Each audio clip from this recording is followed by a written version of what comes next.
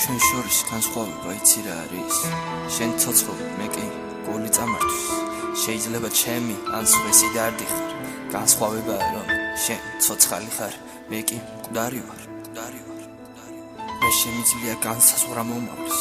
შევცვალო სამყარომზესაც ჩავიხუტო, მაგრამ რა ვუყო წარსულის დაკარგული მწიფს მას? ვერასოდეს ვერ დავიბრუნებ. ორჯულო მზერით შემომხედა დროთა იარა. ვერც შემოდგომას გაუძლებდა ფოთოლთა შრიალი.